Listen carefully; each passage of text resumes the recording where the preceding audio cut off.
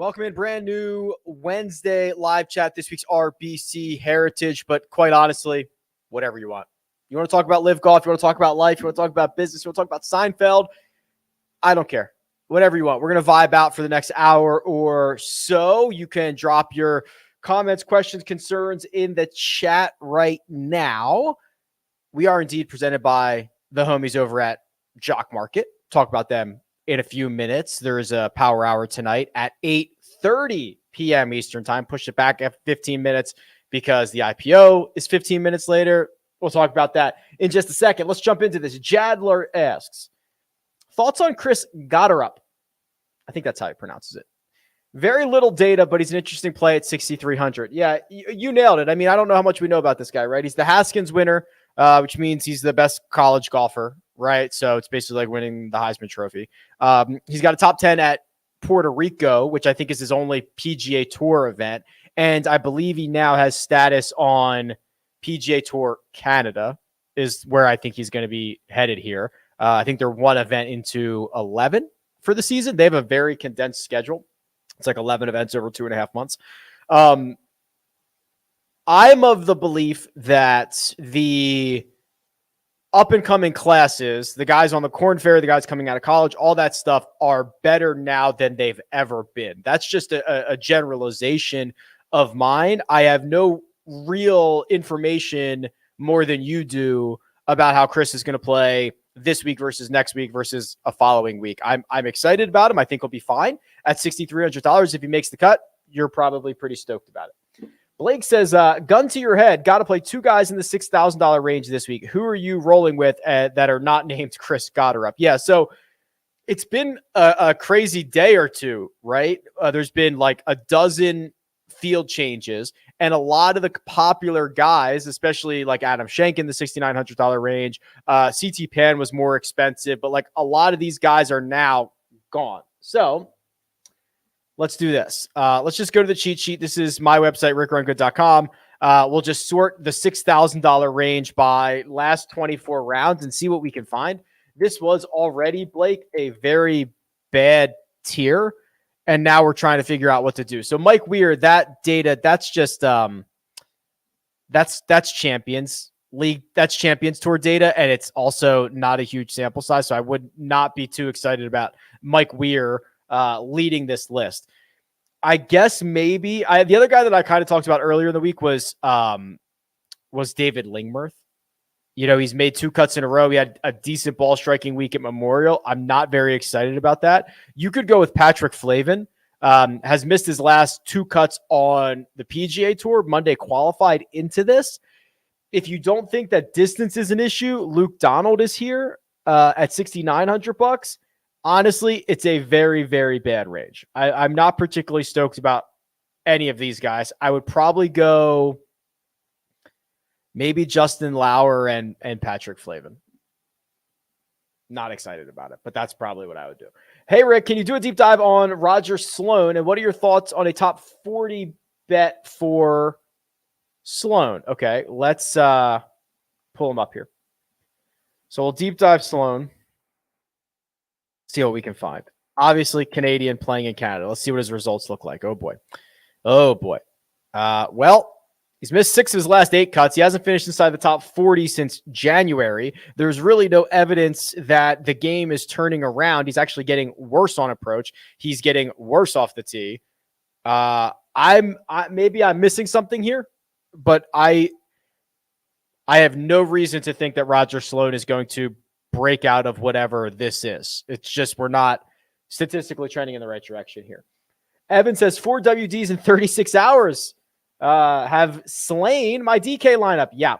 Looking for a cheap play to make the weekend. Could you do a deep dive on Ben Martin? Also, is there anyone else in the 6K range that you like? So kind of covered that early. That's going to be the main problem that people run into, is that 6K range, which was already incredibly weak, got weaker. Here is Ben Martin's recent results. So the good news is, and this did not show on the cheat sheet because the cheat sheet is just the PGA Tour results. His last start, which was 2 weeks ago, he finished 10th at this Corn Ferry Tour event. So he played well there. made the cut at the Wells Fargo Championship in his last PGA Tour start. Outside of that, it's not great. He had a runner-up finish at Punta Cana. He honestly hasn't played a lot in the last couple of months. I don't know what his status situation is, but this is probably better, even with how weak this is. This is probably better than a lot of guys in the $6,000 range. So if you want to go there, Evan, and you want to rock with Ben Martin, I'm not here to stop you. Hey, Rick, thanks as always. What is your overall process on a week like this where the field is large and top-heavy, and the last 40 to 50 guys in the field look interchangeable? I think I agree with that sentiment, which starts to, in my opinion, I think you just got to get like the guys that you like at the top here, right? So when you get a significant drop off on a top heavy field, the top 1, 2, 3, 4, 5, 6, I'll even throw Matt Fitzpatrick in there, 7. That's like tier number 1. A little bit of a drop off to like Connors, Hatton, Finau, and then massive drop off after that, and then like another one after that. So if you wanted to start, Fitzpatrick and Connors or Fitzpatrick and Hatton, that'd be interesting to ensure you get 2 of those guys. I'm just going to try to load up on as many of these guys with as much win equity as possible, because I agree with you. When you get down $7,500 and below, they're fairly interchangeable, right? Fairly interchangeable. Danny Lee at 60. Actually, Danny Lee's probably not bad. He qualified into the U.S. Open earlier this week, so he is at least playing well enough, and he's a birdie maker, which is good for fantasy scoring. So I don't mind Danny Lee there. Just kind of seeing who else might be in this. Jeffrey Kang, I believe, also Monday qualified in, so he is at least playing well. It's hard to Monday qualify in. With Connor's poor record at this tourney, albeit at a different course, different course is Hatton the obvious pivot play? So I'm quite partial to Tyrrell Hatton here. If you want to pivot off of Corey Connors, I don't care about his tournament history. I don't care at all. But if you want to pivot from Connors to someone else, Hatton seems to be the guy. He is playing well. I'm going to sneeze. I suppressed it. That might come back. Tyrrell Hatton's playing well. He's got the long iron game. He's got the ability to pop with the putter. He is, a legitimate win equity guy. I worry that he's also the most inaccurate driver of the golf ball of anybody over $8,500. Like, I am worried about that. There's a lot of thick rough out there at St. George's. I saw some photos today of guys that were out there on the ground, and it was like, oh my God, don't miss the fairway. Good luck. And you've got the primary cut of rough, and then you've got like even thicker stuff outside of that. So careful out there. So that worries me about Hatton. But at a third of the ownership of Corey Connors, are you telling me that Corey Connors, who has 1 win in his career, is 3 times as likely to win this golf tournament as Tyrrell Hatton? No, that is not. It's just not true. It's not true. Hey, Rick, are you leaning towards a balanced lineup versus stars and scrubs?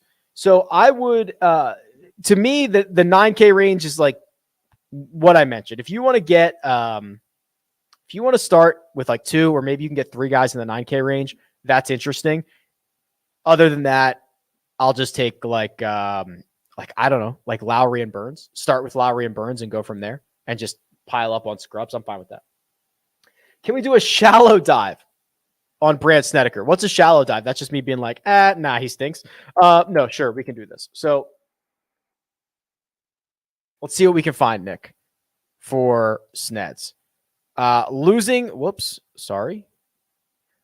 big off the tee, approach play, all over the place, short game, all over the place, not turning into results. He has 1 top 20 since the American Express. He has mostly missed cuts. This is fairly horrendous. Let's look at his stats for the year. Accuracy, not really. Distance, not really. Anything, not really. I mean, he's hardly ranked inside the top 100 of anything on tour. Anything. Yeah, I don't see this one. I don't see this one. What is more likely? Bryson plays a PGA Tour event before January 1st, 2024, or Hadwin is the top Canadian? Oh, for this week alone? Hadwin is the top Canadian. I think that's more likely. I do not think Bryson will play a PGA Tour event. Remember, that does not include major championships. I do not think Bryson will play a PGA Tour event before. So that's the rest of this year and all of next year. I think when you get paid $100 million, You're there for all the events this year, and you're there for all the events next year. You do not play. He will not play. That's my guess. Hey, Rick, the course key stats graph has been missing the tour average all year. What's up? I don't know if it's been all year, but I did notice that a couple of weeks ago. And the answer is I don't know. That is, it's weird when you're building this data stuff, and I know just enough to be dangerous, right? With kind of the visualizations, is sometimes it's just like one character that I've missed. So I was looking into it the other day. I think I'm close to solving it. It's going to be one of those situations where I'm like one character away, and then the whole thing's going to pop back up, and it's going to be fine. I have it on my list here on my notepad. I will get to that soon, and I'll get your resolution on that. Hey, Rick, would you run an updated model? Sure. So custom model, RickRunGood.com. Here it is. I would likely let's start this. Let's do 16 rounds, and let's go with I think I want to put some emphasis on bunker play. Let's go 20 on sand saves. That'll serve as our around the green situation. Let's go 20 on accuracy, 10 on distance, 30 on weighted. Well, we could do weighted approach because this is kind of a weaker field. And then we've got 20 left, which gives us either putting or par 3. Let's do 10 on par 3 scoring. There's 5 of them. And let's do 10 on strokes gained putting. And let's see what this pumps out. Oh, God. Corey Connors is number 1. Cam Smith, number 2. Justin Thomas, 3. Brendan Todd, 4. Rory, 5. Lowry, 6. Munoz, 7. Hatton, 8. Fitzpatrick, 9. CT Pan, we can uncheck his name because he is 10, and I'll remove him from the model when we're done this show. Interesting. If Corey Connors won this, you know how massive that would be? I don't think anybody's won, or any Canadian has won the Canadian Open since like 1954 or something like that. So it would be a sizable deal. They would treat it like the Masters. And of course, Corey Connors is number 1. Martin Laird. So someone asked me about Martin Laird earlier in the week, as Hayden does here. And I thought I saw something that left me optimistic, but I cannot remember what it is. Let's look together. What was it? Now that I'm looking at this, I'm not quite sure. Always been a bad putter, right? Team no putt. But we're not even seeing the great approach play. Why was I optimistic about this? I mean, he's made the cut in 3 of his last 4 stroke play events. He missed the cut at the Zurich. That's a team event. But that's not that much different than what we saw earlier in the year. So I don't know why I was optimistic about this. Why was I optimistic? Oh, he's very accurate off the tee. Maybe that's what I saw. Man, I thought I was going to be more excited when I got here, Hayden. Sorry, bud. I'm like a 5.5 out of 10 in terms of excitement. Hey, Rick, your model shows Justin Rose is a good play for small greens. Cool. I do love that. But not so good for sand save percentage. Do you weigh one over the other at this course? Yeah, so I don't have it handy anymore. But if you go back to the Monday show, I was kind of going through some of the screenshots and some of the photos of the golf course, and these greens they're just so well protected with bunkers. So I think here more than most places, I would weigh sand saves a little bit more. It doesn't have to be 50% in your model. It doesn't have to be whatever. But I do think it's more important here than a lot of places, because if you do miss the green, and you're going to miss a lot of them, 4,000 square feet on average, you're going to get into a situation where you're playing out of bunkers a lot. I think that's just true. Rick, Carlos Ortiz is $6,700, and he's the definition of a popper. Could you do a deep dive on Carlos Ortiz? Can I tell you a story about Carlos Ortiz while I pull this up? I bet him like 2 months before the Masters at something outrageous, he was like 10,000 to 1 or 100,000 to 1 or something. And I knew he hadn't qualified for the Masters yet, but I was like, that price is so outrageous that I'm actually just going to bet it and take my chances that he gets in and then wins. Like, if he gets in, he's playing well, right? And if he's playing well, maybe he can win. Spoiler alert, that did not go well. But I think I put like $5 on it at like 100,000 to 1. So I was pretty much okay with it. Boy, yeah, this is not. I would not necessarily describe this as a popper, right? At least the current version of Carlos Ortiz, because he has one top 30 this calendar year. No, not even. You have to go back to November to get that top 30, and it was a runner-up finish. The stat categories that when he pops in, 4 on approach at Byron Nelson, 3.5 at Genesis, 3.2 at Phoenix, or 3.5 with the putter, that does not even translate into results. So I would not really describe this as a popper. I just think this is a lot of bad, inconsistent play, unfortunately. That's what I see when I look at that stat profile. Hey, Rick, do you think this course fits Connors or Finau better? Well, I ran the model. Connors was number 1. I am quite bullish on Finau. I think I'm warming on him. He's playing a different style of game than we've seen from him before, but I think it's somewhat exciting, but I still give the nod here to Connors. I do worry about the pressure. I mean, you guys might be laughing about that. It is a big deal if a Canadian contends at the US Open. Or at the Canadian Open. It'll be a massive deal. So I kind of worry about that too, but Eli, it's definitely a better spot for him. Who do you think is the most mispriced golfer in the field? Okay, let's look at this together here. So I would say Justin Rose. He's $8,800. He has been, over the last 24 rounds, basically a tour average golfer, while Johnny Vegas, who is gaining almost a full stroke more per round, is $300 cheaper. In fact, a lot of these guys in the $8,000 range in the top of the nines are gaining significantly more than Justin Rose. So I think Justin Rose is too expensive.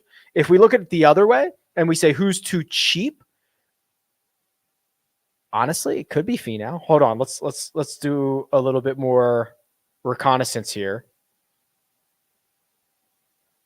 Honestly, it could be Finau.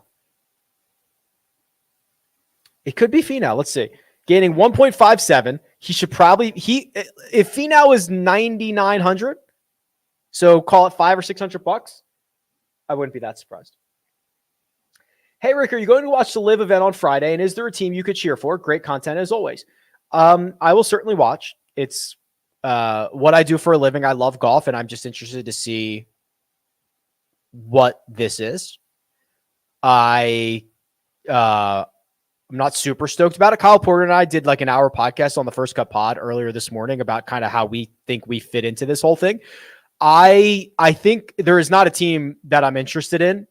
There's not a group of 4 guys that I particularly care to root for. I'm interested to see the format. They're doing it weird where the first 2 rounds, the best 2 scores count. And then in the 3rd round, the 3 best scores count, which I think is a silly way to do it.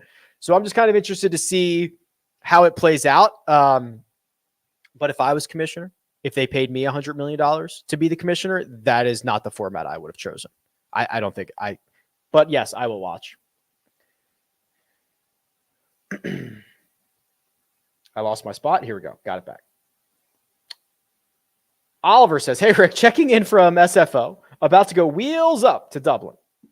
Is Rory plus Lowry a lineup a good start in honor of the trip? Yeah, I mean, listen, there's a pretty good argument to be made that Lowry is kind of being undervalued, right? He's been phenomenal. He's been absolutely phenomenal. I mean, I'll just while I'm giving you this diatribe, I'll just show you the Lowry stat profile, and it is one that checks off so many boxes. He is accurate and longer than average off the tee. He is just gaining a ton of strokes in all the categories that you would want. It is turning into great results. His T32 at the Memorial was his worst finish since October. And it was a T32 in a very hard field at a very tough golf course. He's been great around the greens. His sand play is great. I like Lowry quite a bit here. Hey, Rick, thanks for all that you do. And y'all need to hit that like button. How many licks does it take to get to the center of a Tootsie Pop? 3, Matt. Haven't you seen the commercials? Bottom of the 7K range. John Huh, David Lipsky, Steven Yeager. Who do you take? Lipsky for me. Hey, Rick, how did you get lucky enough to land Mina? Where did y'all meet? Actually on the internet. Yeah, a little dating app action. How about that? Go out on a date. You say, oh, this is nice. Then you keep dating and you end up getting married. She's phenomenal. She's not even listening, so She's not even here today. I'm producing the show myself, so she's not even getting this praise that I'm heaping on her, but she's very, very special. How much of Pan's ownership will go to Rye? Was wanting to play Rye, but it seems like he will be uber chalk. Yeah, so hold on. Let me pull this up because I had CT Pan at like 11%. So in the new run that's being pushed through to the website right now, I think Rye going to him getting like 3% more. So he's going to go from like 8 to 11. And then Adam Long's going to get like 2% of that. And then I think Brendan Todd is going to get like 1 or 2. And then whatever's left, 1 is going to go to Rasmus Højgaard. That's kind of the way I think that's the model seems to be pushing that. Rick, who are the best players in the field who are not U.S. Open qualified? Oof, man. I don't know the answer to that question. I'm just looking through. I don't know the answer to that. I would have to go look at all the qualifications. Sorry, Corey, I don't know. At 6,800, would you take Bryan or Haas? Wesley Bryan or Bill Haas? I think at 6,800, I need a little more than making a cut. So Bill Haas has just been a cut maker, right? But his upside is nothing. There's no upside.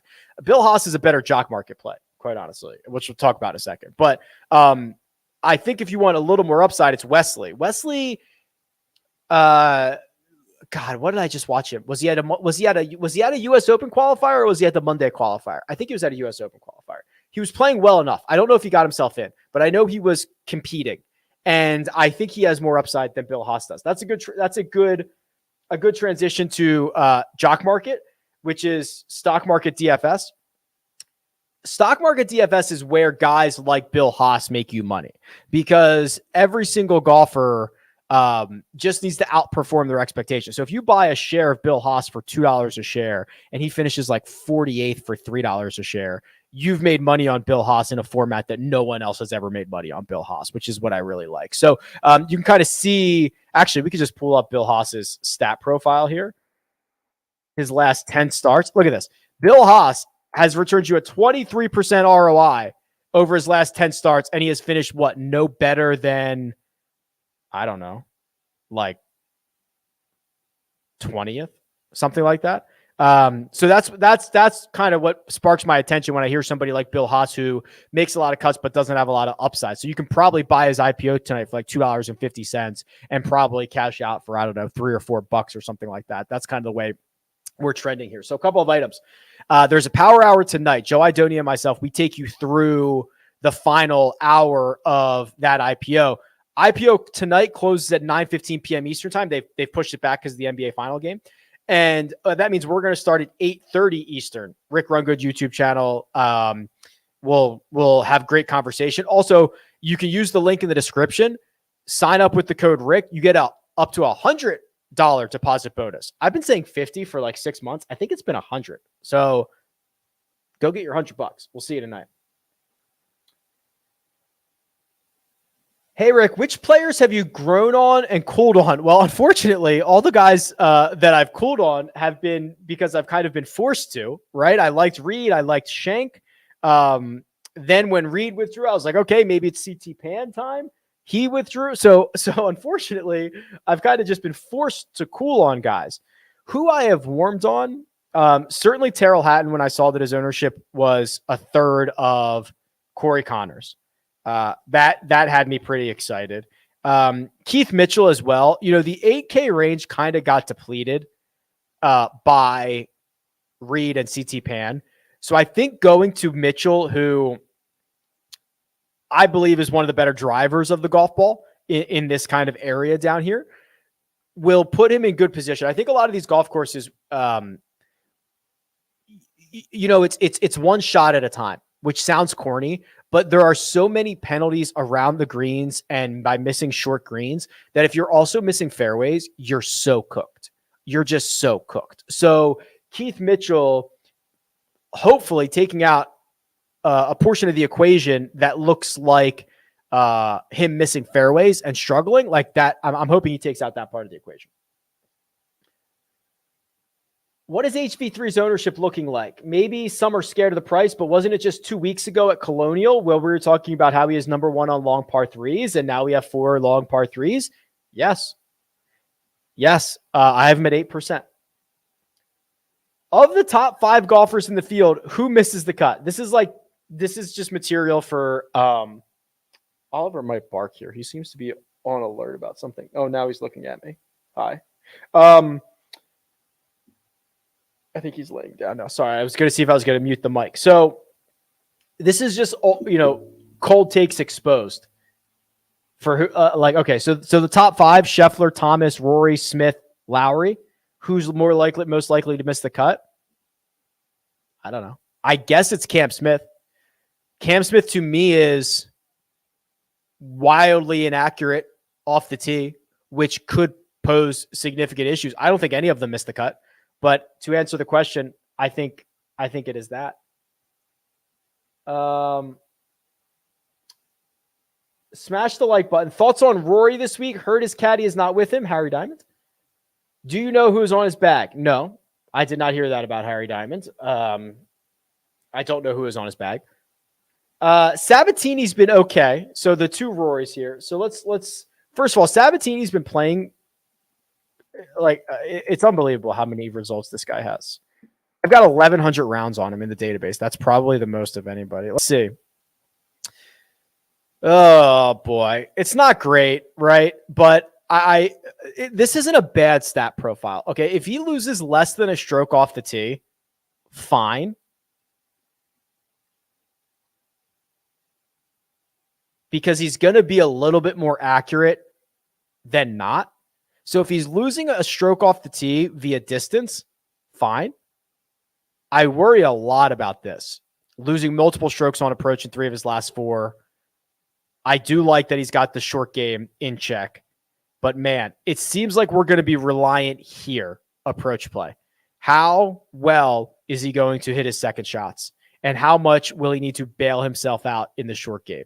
So if you believe, and this is kind of a tough ask, that Sabatini is going to gain multiple strokes on approach, something he's done twice in his last 9 starts, and probably further back than that, that's what you're hoping for. You've got like a 20% chance of that happening. I'm having trouble finding enough guys to fill out my normal player pool size. Is this a good week to core cascade? Yeah, fire away. Love it. I answer a couple of these.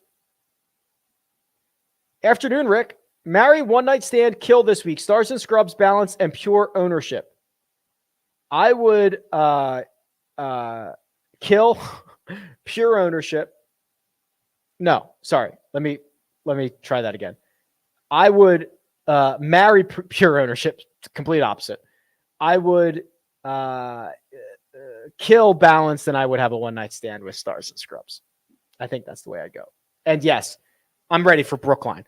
What? Let's go. I keep getting the emails of like the media stuff for it. And I'm just like so stoked. I just named my kid Xander. Should I have faith in him this weekend?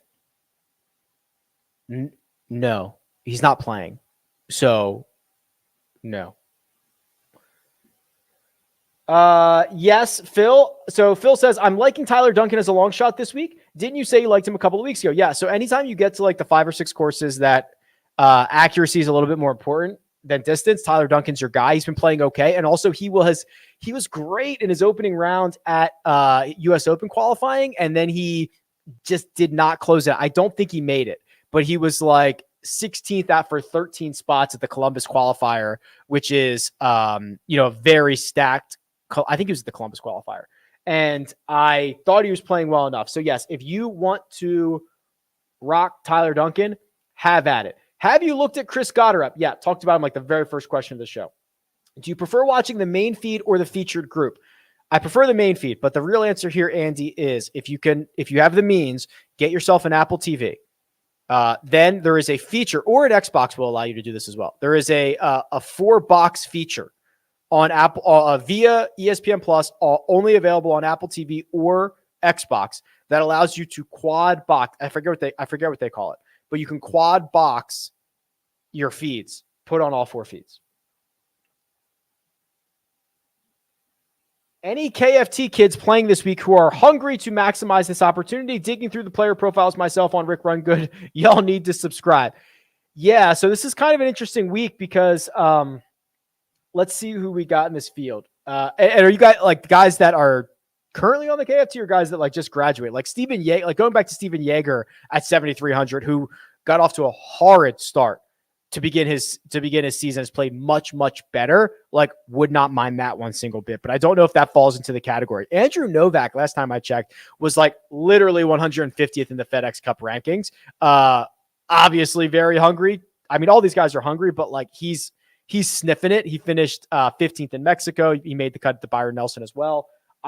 Those would be a couple of guys. Rick, who would you go with in one and done, Hatton or Smith? Is there a better spot for Smith, or should I save him?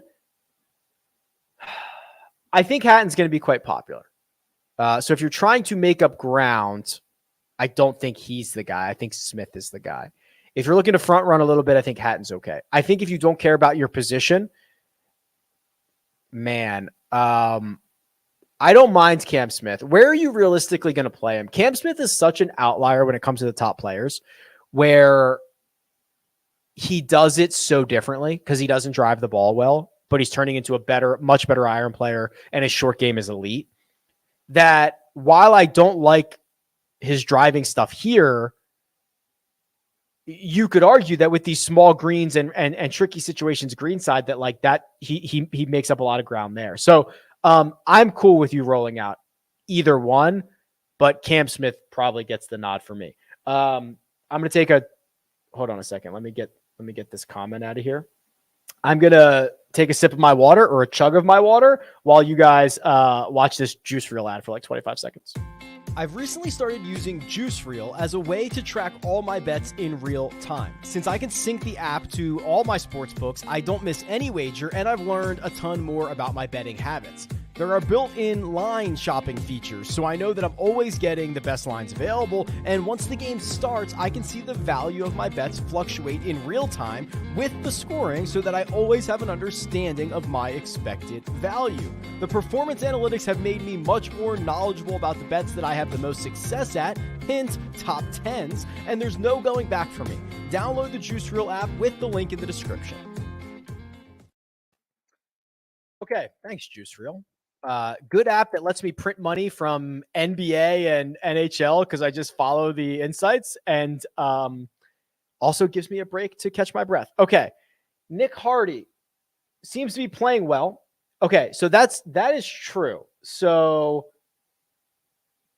Bryant, so yes, I believe he did qualify for the U.S. Open. He won on the Corn Ferry in his last start, which was 2 weeks ago. And then he made the cut at the Zurich with, I cannot remember who his partner was. That's a pretty good call. I don't think Nick Hardy is going to be popular at all. Clearly playing good golf. I don't care. Like, when you have confidence as a golfer, it translates. So Brian, I think that's a pretty good call. Hey, Rick, can't wait for the Jock Market Power Hour. Sweet. Anyone besides HV3 you're fading in the 9K range? I probably just won't get to Hadwin. Like, I don't think I have anything against him. He's just one of the most popular guys in the tier.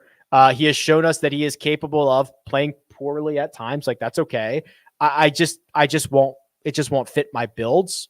It's not like I hate the guy. It's just not going to work out for me.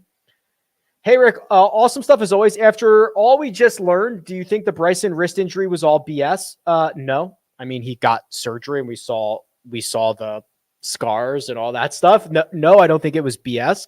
I think that, he'd always been speculated and wanting to go and make a ton of money. And I think when he realized that the U.S. Open wasn't going to do anything, at least this time around, and that a couple other guys took the heat for him, right? He was able to just go. So no, I think I'm positive the wrist injury was not. I know I'm not going to reveal anything, but yeah, I know the camp, and no, the wrist thing was for real. It just was kind of timing that worked out the way it did. how long will it take for the current guys, top 50 in the world? How long will it take for the current top 50 in the OWGR to not be qualified for future majors? Not long.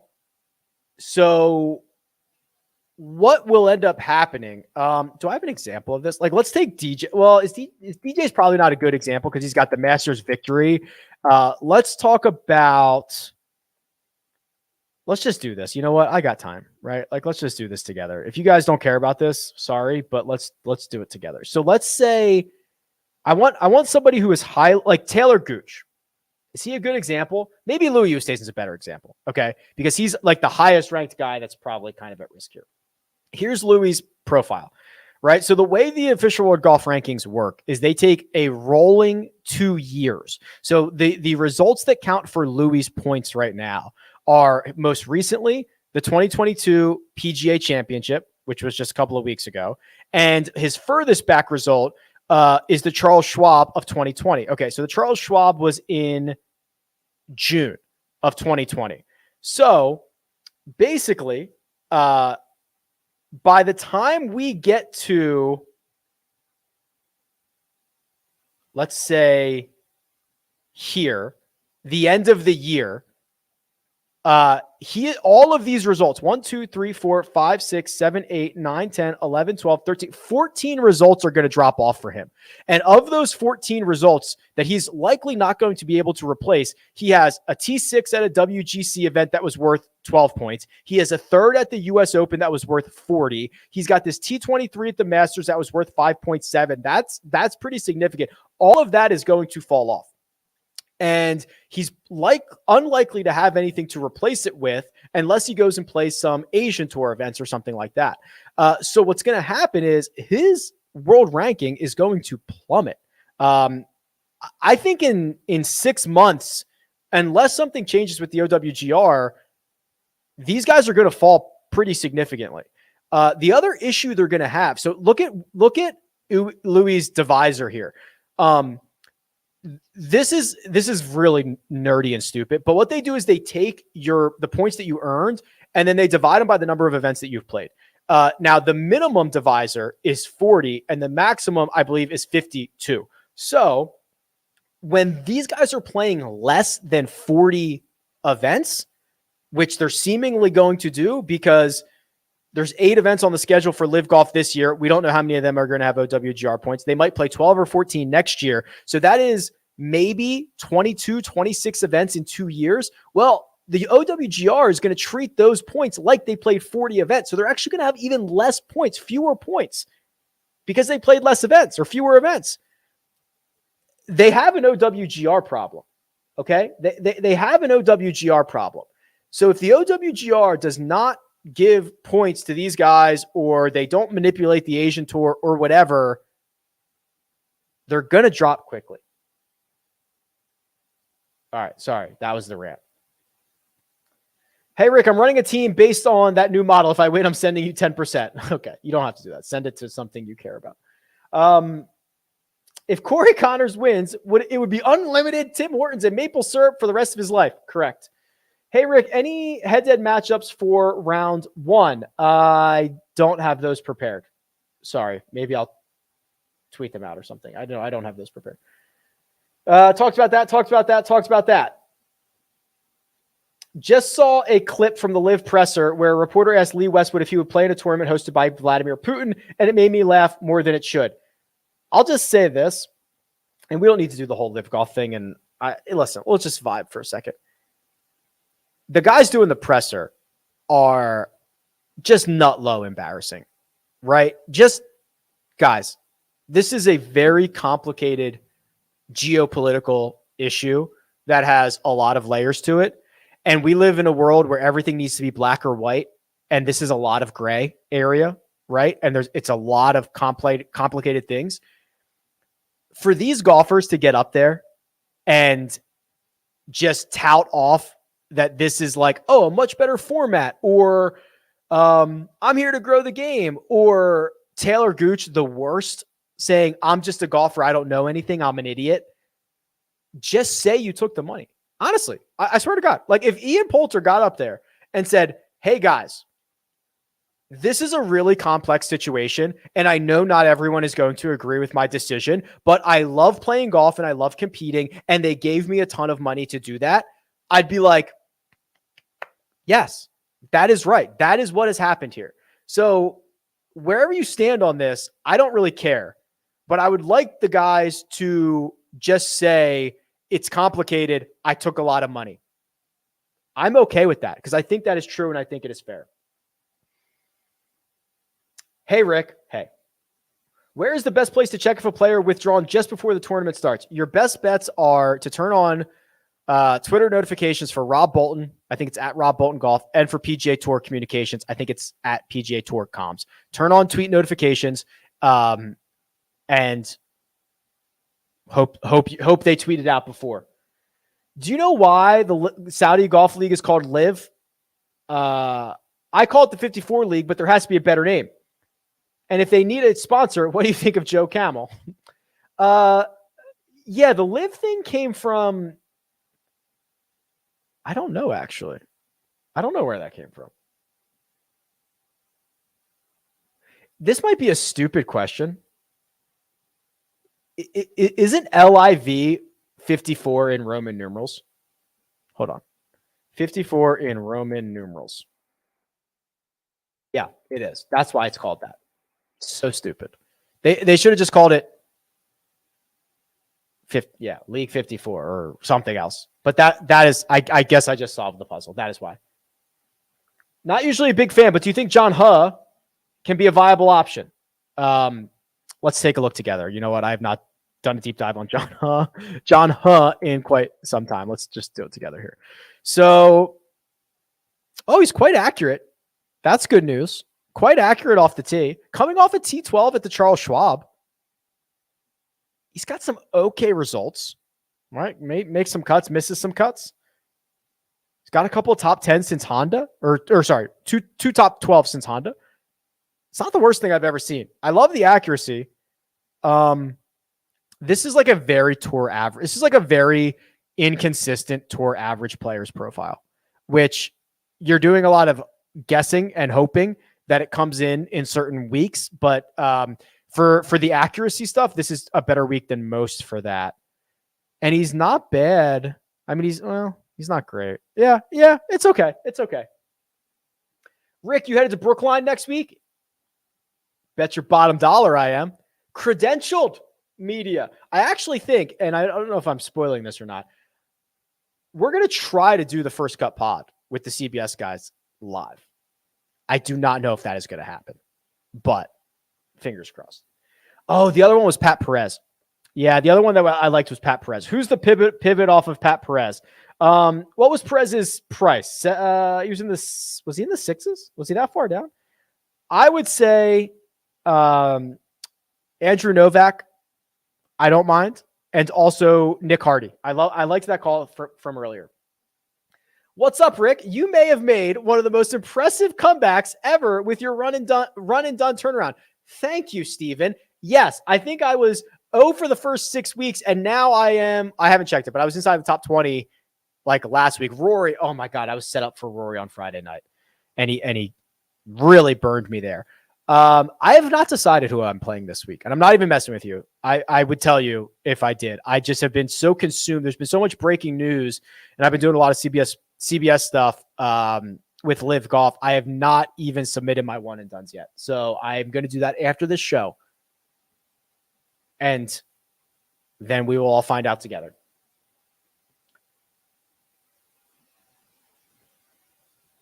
Are you afraid that Live is going to ruin the game that you love?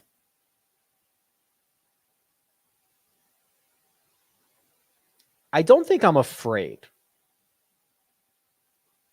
And I don't think they could ruin it. I just think we would be, I think there's a chance golf gets worse. The product of golf. We don't even have to talk about the politics. When you have two split allegiances playing by two different rules, and depending on if the team thing is cool, like I'm generally fine with team stuff and drafting, but when your first draft, one of the teams was set already, because they agreed to it as a team, and 3/4 of the other team. I made this analogy to Kyle on the first cut earlier. Like, if you showed up at your fantasy football league draft and your commissioner said, here's the draft order, but these guys have already chosen their team, and this team over here has 1 pick left, be like, what the hell is this? This stinks. What is this? So I'll wait to see what the product looks like, but I am afraid they're taking some of our good players and putting them in a bad product. If it was a good product, I'd care less, I guess. But yeah, I mean, sure, it's a concern. Hearing Lipsky WD'd in the middle of a U.S. Open qualifier, I don't know if that is true. Also, be very wary about that. A lot of guys WD in the middle of U.S. Open qualifiers and in the middle of Monday qualifiers. When they realize they have no chance of completing it or of qualifying, they leave. There was a lot of pros in those U.S. Open qualifiers that shot like 4 over in rounds 1 and they just left. So I don't have any more information, but I would not really look too deeply into that.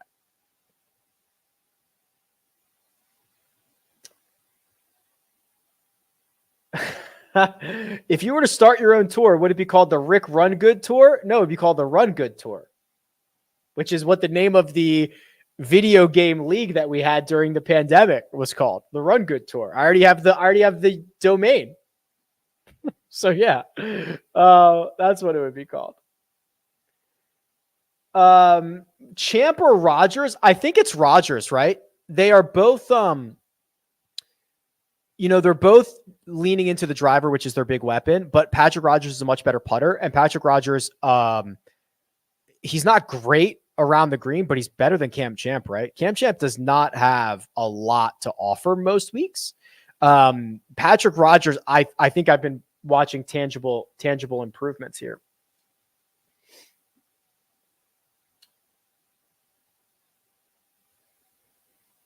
Loving the website, Rick. Thank you, Matt. First place out of 30 in my one and done. Would you go Lowry or Hatton? Interesting. Front running? Probably just Lowry. Did the Lingworth stuff already. Did the Martin Laird stuff already. I watched hole by hole at Brookline, and it's going to be very tough. Darn right. Creativity is key. I agree. Who are the most creative golfers? I find Jordan Spieth to be quite creative. I find Colin Morikawa, honestly, to be quite creative. I find a lot of the Euro guys are fairly creative. Shane Lowry is just top of mind because I was just thinking about him. Patrick Reed, listen, say what you will about Patrick Reed. I think he's a creative golfer. Yeah, especially short game. I think you're going to need to have 5 or 6 different shots around the green. If you're a go-to one shot guy, right when I miss a green, I have one shot, middle height, pitch, and hope it rolls out. I can't hit a flop. I can't hit a low spinner. I have one shot. If I have one shot around Brookline, I'm cooked. Fratelli at 7,600. He's been a cut maker. Yeah. So I actually looked at Fratelli earlier. I would prefer him in jock market than I think DFS. Where are the juice reel sharps leaning for game 3? All right, let's just do this together. Yeah. While I look this up for you, I'm going to give you a winning bet. Probably. I don't know if it's going to win or not, but I don't know anything about basketball, but I don't have to. So go download juice reel while I look this up. So game 3 of the finals, insights, NBA, Warriors, insights. Okay. 72% of the best users on Juice Reel are on the Celtics spread -3.5.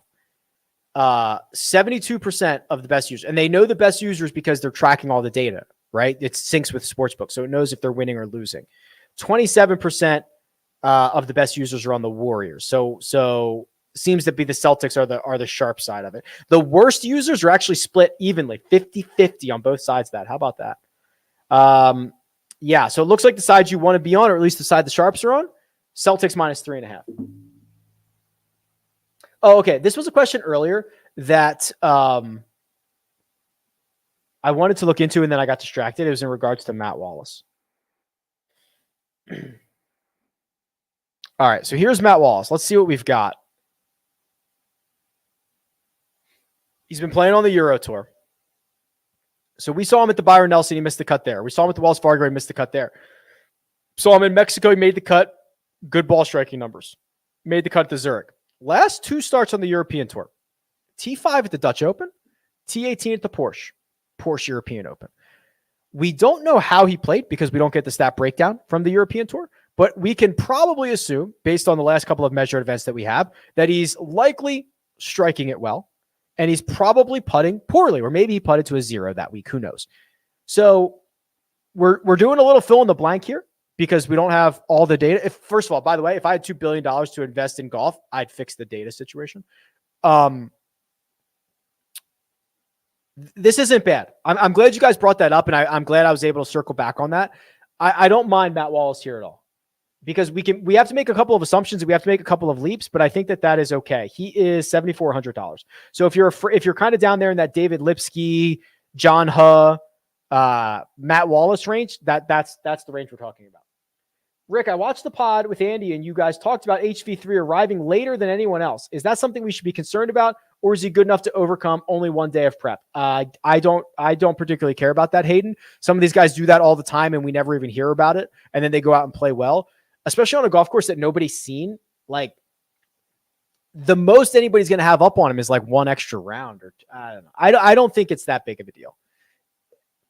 If he's doing it right, his caddy's got all this stuff figured out, or some of these guys are getting the way to play the golf course, 2 weeks in advance, right? They're in the decade system, where Eduardo Molinari has a system now. I don't know what he calls it. Eddie's World. I don't know what he calls it. That's what I would call it. But I don't think it's a big deal.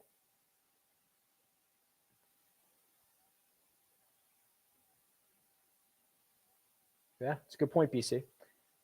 We're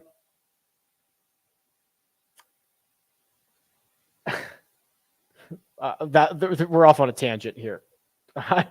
So this is just conversation. Okay, sorry. I'm just getting caught up on people just conversing.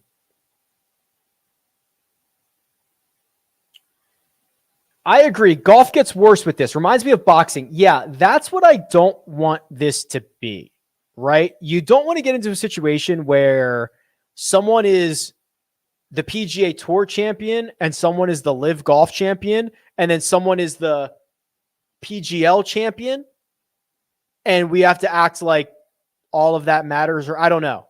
And then there's like a unified champion. I'm actually quite hopeful of more of a worldwide tour. So if you want to play the crystal ball game, look into the crystal ball. I think the Live Golf hurts the European Tour a lot. And I think what it'll do is it'll create a situation where the PGA Tour will just straight up buy the European Tour. That's what I think will happen. And then already with the PGA Tour having Canada, Latino America, I think they'll probably get out of China at some point. But while they have all that, I think they should kind of create a worldwide tour, do a lot of reform. They need reform. They need to reform this. I think that could be a pretty interesting pathway. Who are you more bullish on? Hatton or HV3? Probably Hatton. Just a higher classic offer. Top Canadian this week. Easy bets Corey Connors. I was really hoping Taylor Pendrith was going to play. Didn't. He's not going to play.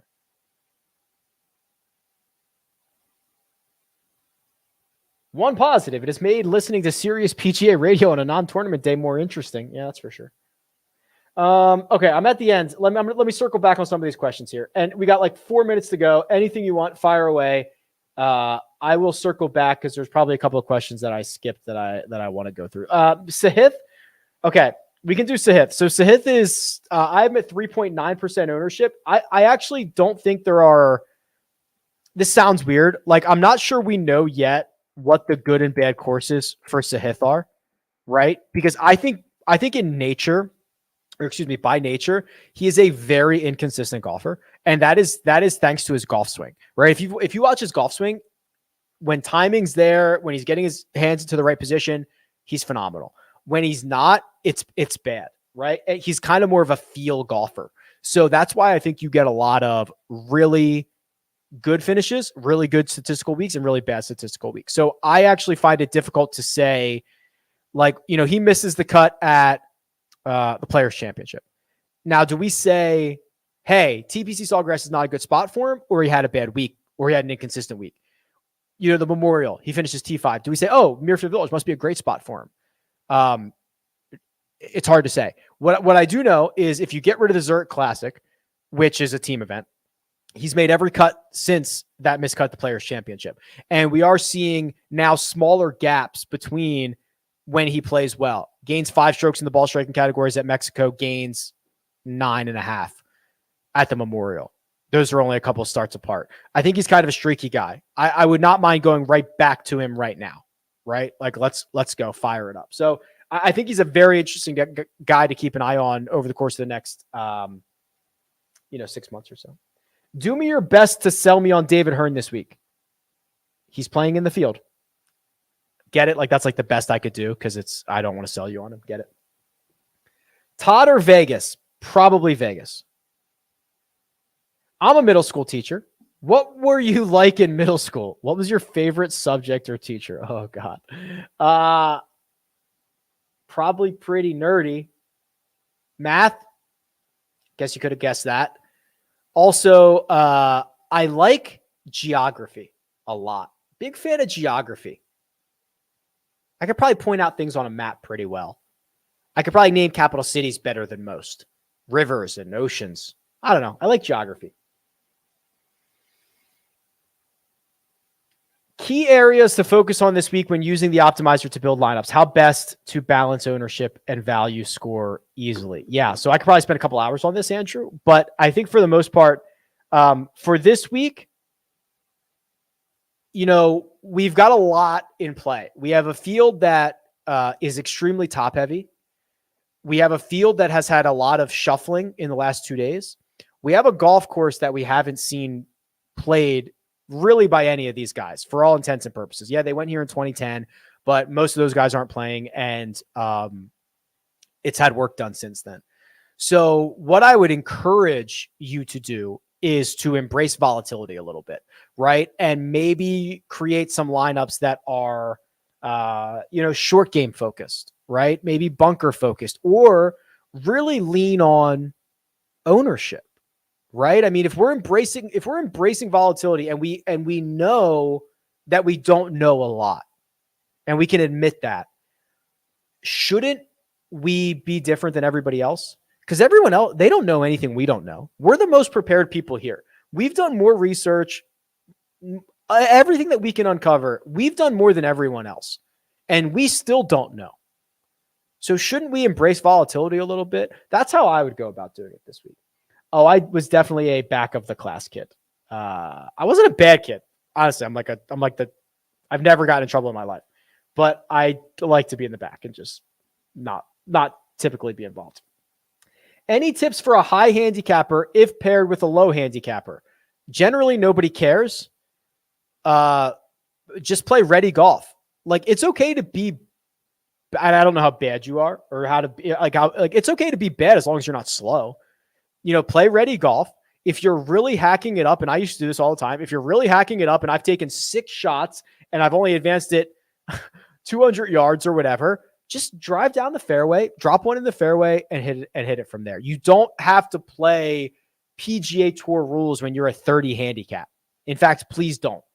Just keep it moving. Are you still mad I addressed you as Richard? Was I mad? I might have been. I don't like Rich at all. Richard is honestly, that's better. It's my name. Rich is like, not for me. All right. I think that'll do it. Gents, it's always been fun. Power Hour tonight at 8:30 p.m. Eastern Time, Rick Run Good YouTube channel. I appreciate everybody. Listen, it's been a bizarre week, right? We don't get this a lot in golf where there's drama that is being reported on political outlets and stuff like that. And we're all trying to figure it out. Things are complicated. They're only going to get more complicated. I appreciate all of you. We're just going to be good people and see what happens. All right, guys. Later.